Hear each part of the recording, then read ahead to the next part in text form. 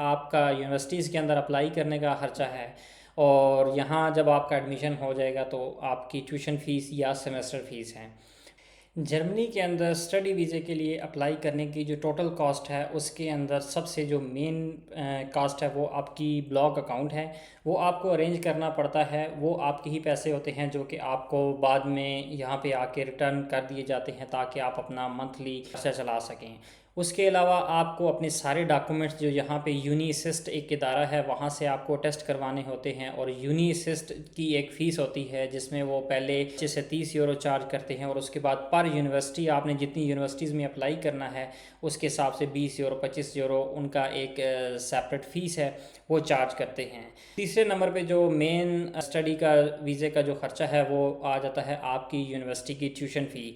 अगर तो आपकी यूनिवर्सिटी पब्लिक है तो फिर उसमें जो ट्यूशन फ़ीस है वो बहुत कम होती है, या 500-600 यूरो या 300 यूरो भी हो सकती है, या बहुत सी यूनिवर्सिटीज़ ऐसी हैं जो पब्लिक यूनिवर्सिटीज़ हैं उनमें ट्यूशन फ़ीस बिल्कुल कम होती है। आल्सो जो सेमेस्टर फ़ीस है वो भी बहुत कम होती है, जिस तरह 50 यूरो तक भी सेमेस्टर फ़ी है यहाँ की पब्लिक यूनिवर्सिटीज़ के अंदर।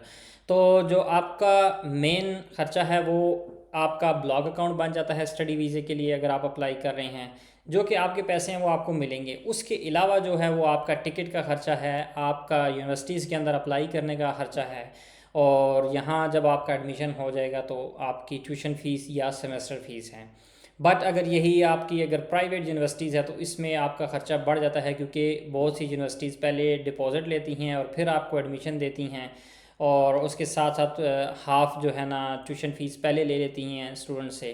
तो ये प्राइवेट यूनिवर्सिटीज़ का क्राइटेरिया है कि वो उनकी फ़ीस ज़्यादा है।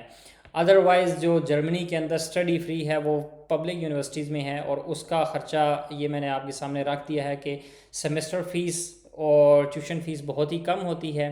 बट आपने जितनी यूनिवर्सिटीज़ में अप्लाई करना है, एक तो वो ख़र्चा होगा मेन आपका, और उसके अलावा जो आपने डॉक्यूमेंट्स अटेस्ट करवाने हैं, चाहे वो आप HEC से करवाएं, चाहे वो आप IBCC से टेस्ट करवाना चाहें अपने सारे डॉक्यूमेंट्स, तो उनके अखराजात आपके साथ आएंगे। बट ओवरऑल कॉस्ट यही 3-4 मेन चीज़ों के ऊपर डिपेंड करती है जो कि आपका स्टडी वीज़ा बनता है। हाँ, उसके अलावा एक आपकी वीज़ा फ़ीस भी बनती है जो कि 75 यूरो है, और जो आपको अपने डॉक्यूमेंट्स पूरे करके जब एम्बेसी लेके जाने हैं तो वहाँ आपको ज़रूरत पड़ती है।